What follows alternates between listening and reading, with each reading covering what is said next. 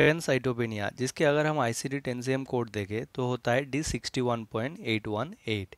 हमारे बॉडी में जो है मेजर 3 टाइप के ब्लड सेल्स रहता है, red blood cells, white blood cells and जो है प्लेटलेट। तो पेनसाइटोपेनिया क्या है? It is a हेमाटोलॉजिक condition that occurs when the body does not produce enough of all three like RBC, WBC and जो platelet है, वो तीनों को प्रोड्यूस करने में जो है जितना ज़रूरत है उस मात्रा में जो है प्रोड्यूस नहीं कर पाते, तब जाके जो है पेनसाइटोपेनिया होता है। तो अगर हम देखें कि किसी भी पेशेंट में किसी भी पेशेंट को जो है एनीमिया है, न्यूट्रोपेनिया है एंड थ्रोम्बोसाइटोपेनिया है, तो हम क्या करते हैं, हम पेनसाइटोपेनिया को कोट करते हैं क्योंकि वो ज़्यादा सीवियर है। तो ये सीवियरिटी लेवल जो है ये किस बेसिस पे है? जैसे कि अगर हम देखें कि एनीमिया में क्या होता है, लेस RBC होता है, न्यूट्रोपेनिया में लेस WBC होता है एंड थ्रोम्बोसाइटोपेनिया जो है उसमें लेस प्लेटलेट होता है। तो लेकिन पेनसाइटोपेनिया में जो है इन तीनों जो है एक साथ, इन तीनों का जो मात्रा है वो कम हो जाता है, इसलिए जो है पेनसाइटोपेनिया ज़्यादा सीवियर होता है। एंड किसी भी पेशेंट में को अगर एनीमिया, न्यूट्रोपेनिया या तो फिर थ्रोम्बोसाइटोपेनिया होता है तो हम जाके जो है पेनसाइटोपेनिया को कोट करते हैं। तो अगर हम इसकी कॉजेज़ देखें कि पेनसाइटोपेनिया कौन कौन से कारण से हो सकता है, तो इसको हम डिवाइड करते हैं 3 पार्ट में: इन्फेक्शियस एजेंट, जेनेटिक और ऑटो इम्यून डिसऑर्डर एंड जो है लाइफ स्टाइल फैक्टर। तो पहले हम अगर देखें कि इन्फेक्शियस एजेंट में बहुत सारे ऐसे वायरल एजेंट इन्फेक्शन या फिर जो बैक्टीरियल इन्फेक्शन रहता है, जैसे कि HIV, हेपाटाइटिस, इन सारे कंडीशन की वजह से जो है बोन मैरो सप्रेस हो जाता है, जिसकी वजह से ब्लड सेल प्रोड्यूस होना, जैसे कि RBC, WBC या फिर जो प्लेटलेट है, इनका जो है प्रोडक्शन डिस्ट्रॉय हो जाता है, या फिर जो इनका मात्रा है जो गुड क्वालिटी के ब्लड सेल्स है उनको डिस्ट्रॉय कर देता है, जिसकी वजह से क्या होता है, पेनसाइटोपेनिया देखने को मिलता है। या जो फिर कुछ इन्वायरमेंटल फैक्टर है, जैसे कि बेंजीन, रेडिएशन, इन सारे केमिकल के साथ जो कोई पर्सन अगर बहुत टाइम से काम करता है तो उन उन सारे पर्सन में भी है पेनसाइटोपेनिया देखने को मिलता है। जेनेटिक या फिर हम ऑटो इम्यून डिसऑर्डर देखें तो जेनेटिक कंडीशन जैसे कि फैनकोनी एनीमिया, अप्लास्टिक एनीमिया या फिर ऑटो इम्यून डिसऑर्डर जैसे लूपस, रूमाटॉइड आर्थराइटिस, इन सारे कंडीशन की वजह से जो है पेनसाइटोपेनिया देखने को मिलता है। लेकिन इनकी वजह से जो ब्लड सेल है उनका प्रोडक्शन कम हो जाता है, जिसकी वजह से पेनसाइटोपेनिया होता है। या फिर जो है लाइफ स्टाइल फैक्टर, जैसे कि बहुत सारे ऐसे विटामिन्स है जिसकी डेफिशिएंसी होने की वजह से जो है पेनसाइटोपेनिया देखने को मिल सकता है। पार्टिकुलरली जो है विटामिन B12, फॉलिक एसिड या फिर आयरन, इनकी डेफिशिएंसी की वजह से जो है पेनसाइटोपेनिया देखने को मिलता है। नेक्स्ट जो है अल्कोहल कंजम्पशन, बहुत सारे पर्सन ऐसे रहते हैं, क्या करते हैं वो लोग, बहुत ज़्यादा मात्रा में अल्कोहल कंज्यूम करता है, जिसकी वजह से क्या होता है, उन लोगों का बोन मैरो डैमेज हो जाता है। अगर बोन मैरो किसी का डैमेज हो गया तो उनका RBC का जो प्रोडक्शन है वो भी धीमी हो जाती है या फिर ख़त्म भी हो सकता है, जिसकी वजह से भी पेनसाइटोपेनिया हो सकता है। तो अभी हम देखते हैं मिड कॉन्सेप्ट फॉर पेनसाइटोपेनिया। तो सबसे पहले हम देखते हैं एवालुएशन की जो कंडीशन है उसको डायग्नोसिस कैसे किया जाता है। तो इसमें किया जाता है CBC, कंप्लीट ब्लड काउंट, जो कि एक बहुत ही मोस्ट कॉमन एंड जो है इफेक्टिव ब्लड टेस्ट है पेनसाइटोपेनिया को डायग्नोसिस करने के लिए। तो इसमें क्या किया जाता है, ये जो RBC, WBC एंड प्लेटलेट है उसका जो नंबर है उसको डिटरमाइन करने के लिए CBC किया जाता है। आप दिए गए हुए इमेज पे देख सकते हो कि ये नॉर्मल जो RBC, WBC एंड प्लेटलेट है उसका मेल एंड फीमेल में नंबर कितने से कितने तक रहता है। नेक्स्ट देखते हैं बोन मैरो बायोप्सी। किसी भी अंडरलाइंग डिजीज की वजह से अगर पेनसाइटोपेनिया हो रहा है कि नहीं हो रहा है उसको देखने के लिए जो है बोन मैरो बायोप्सी किया जाता है। ये हेल्थ केयर प्रोवाइडर क्या करता है, थोड़ा सा सैंपल टेस्ट लेके बोन मैरो से उसको लेबोरेटरी में भेजा जाता है एंड उसको डिटरमाइन करता है कि कोई पोटेंशियल जो डिजीज़ है उसको वो पेनसाइटोपेनिया को होने में मदद कर रहा है या नहीं, या फिर उसकी वजह से जो है पेनसाइटोपेनिया हो रहा है कि नहीं, यही चेक किया जाता है बोन मैरो बायोप्सी में।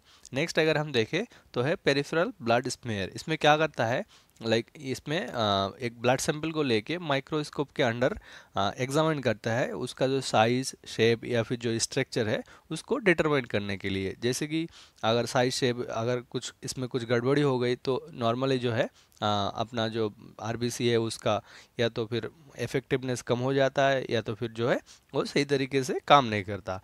तो उसको डिटरमाइन करने के लिए ब्लड जो पेरिफेरल ब्लड स्मेयर है ये टेस्ट किया जाता है। एंड जो है इसके अलावा भी और भी बहुत सारे डिजीज स्पेसिफिक टेस्ट रहता है वो भी किया जाता है पेनसाइटोपेनिया को डायग्नोसिस करने के लिए। जैसे कि कैंसर की अगर हम कैंसर की बात देखें कि किसी पेशेंट को अगर कैंसर हुआ है तो उसकी वजह से जो है पेनसाइटोपेनिया देखने को मिलता है, तो वो क्या करता है प्रोवाइडर, कैंसर की जो एवालुएशन है उसको भी किया जाता है पेनसाइटोपेनिया को एवालुएट करने के लिए। नेक्स्ट हम देखते हैं मॉनिटरिंग। तो इसमें क्या किया जाता है, कंडीशन को एवालुएट करने के बाद, ट्रीटमेंट देने के बाद जो है कंडीशन को मॉनिटर किया जाता है।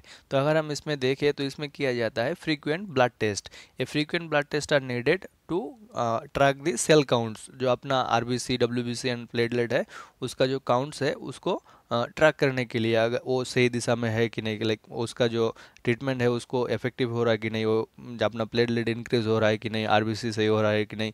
तो उसके लिए हेल्थ केयर प्रोवाइडर क्या करता है, वीकली या जो फिर है 15 डेज में सीबीसी करने के लिए कहता है। तो नेक्स्ट अगर हम देखें तो इसमें किए जाते हैं सिम्टम्स मॉनिटरिंग। किसी भी अगर पेनसाइटोपेनिया की पेशेंट को आप देखोगे तो उसमें जो है इन्फेक्शन जैसे कि फीवर, या फिर जो सिम्टम्स है फैटिक, डिजीनेस या फिर नोज ब्लीडिंग, नॉर्मल ब्लीडिंग, ये जो है बहुत ही कॉमन रहता है। तो इसमें ये भी मॉनिटर किया जाता है कि वो पेशेंट को सिम्टम्स कुछ दिख रहा है कि नहीं दिख रहा, ये जो है मॉनिटर किया जाता है। तो मैं ये जो बता रहा हूँ कि एवालुएशन, मॉनिटरिंग, असेसमेंट, ट्रीटमेंट, इसमें से अगर आप किसी भी थोड़ा एक भी अगर पॉइंट जो है अगर आपको किसी भी पेशेंट की चार्ट्स में दिखता है कि प्रोवाइडर बोल रहा है कि पेशेंट को ये कराएंगे या फिर ऑलरेडी किया है, उसका जो वैल्यू दिया है, कुछ भी ऐसा रिलेटेड कुछ भी मेंशन कर रहा है, तो वो सफिशिएंट होता है पेनसाइटोपेनिया को कोड करने के लिए। उसको आप मीट के हिसाब से ले सकते हैं। तो नेक्स्ट अगर हम देखें कि असेसमेंट, तो असेसमेंट में ज़्यादा कुछ बोलने का नहीं है। जैसे कि अगर कंडीशन को एवालुएट करने के बाद अगर प्रोवाइडेड ट्रीटमेंट भी दे रहा है,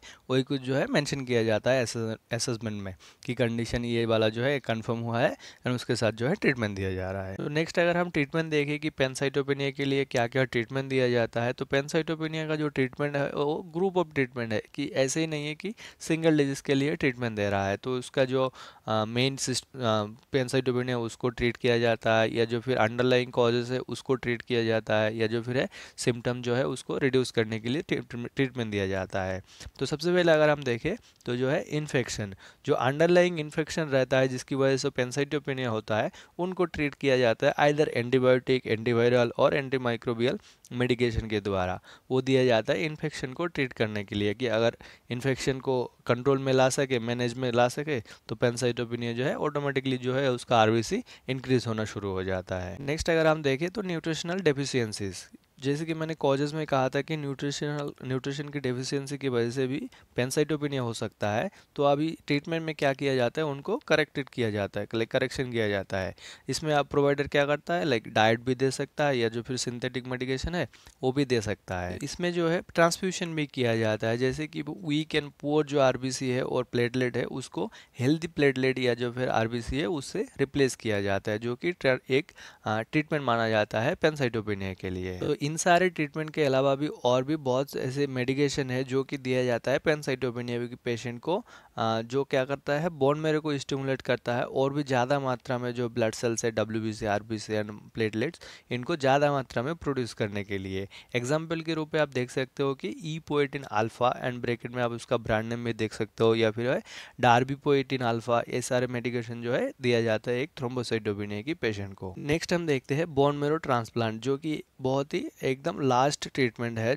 पहले जितने सारे ट्रीटमेंट है वो एक भी नहीं काम कर रहा, पेशेंट को सीवियर पेनसाइटोपेनिया है, तब जाके जो है ट्रांसप्लांट किया जाता है। लाइक पुराने वाले जो स्टेम सेल्स है जो ख़राब हो गए हैं उसको हेल्दी स्टेम सेल से रिप्लेस किया जाता है। आज के लिए बस इतना ही। अगर वीडियो इन्फॉर्मेटिव है, आपको अच्छा लगता है, लाइक काम पे आ रहा है आपकी, तो चैनल को ज़रूर सब्सक्राइब कीजिएगा, ताकि मेरे को भी थोड़ा मोटिवेशन मिले नए वीडियो लाने के लिए। एंड जो है वीडियो को ज़रूर लाइक शेयर करना।